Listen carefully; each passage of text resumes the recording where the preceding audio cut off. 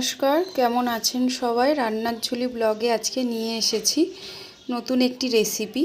আজকে দেখাবো মশলা বেগুন ফ্রাই। মশলা বেগুন ফ্রাই করার জন্য আমি এখানে 4 পিস বেগুন গোল করে কেটে নিয়েছি আর ব্যবহার করব সর্ষের তেল। এখানে আমি মশলায় নিয়েছি স্বাদ মতন নুন, 1 চা চামচ হলুদ গুঁড়ো, 1 চা চামচ লঙ্কার গুঁড়ো আর হাফ চা চামচ জিরে গুঁড়ো।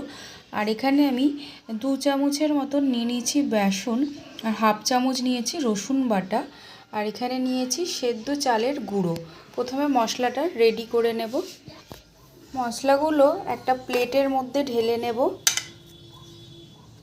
এর মধ্যে অল্প একটু তেল দেব, দিয়ে ভালো করে হাত দিয়ে মশলাটা মাখিয়ে নেব।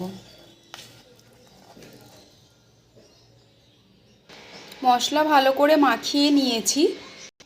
বেগুনগুলো সব একে একে প্লেটে দিয়ে ভালো করে বেগুনের মধ্যে মশলা মাখিয়ে নেব।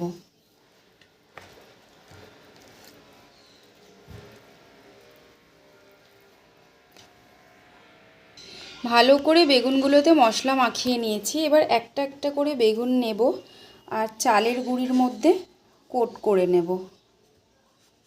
ভালো করে চেপে চেপে করব যাতে গায়ে ভালো করে কোটিংটা লেগে যায়। ঠিক এইভাবে সব কটা বেগুন এইভাবে করে নেব। বেগুনগুলোকে খুব ভালো করে কোট করে নিয়েছি চালের গুঁড়োতে। আর এখানে আমি কড়াটা গরম বসিয়ে দিয়েছি, তেলটা দিয়ে দেব।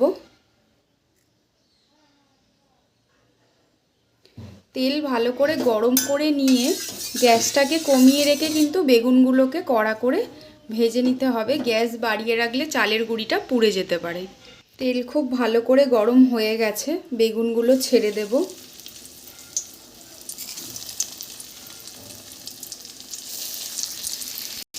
গ্যাস কমিয়ে রেখে 2 মিনিট ভেজে নিয়ে তারপর আরেক দিকটা উল্টে দেব।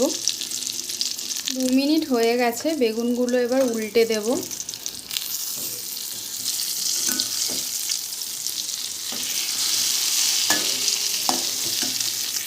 আরও 2 মিনিট ভেজে নেব।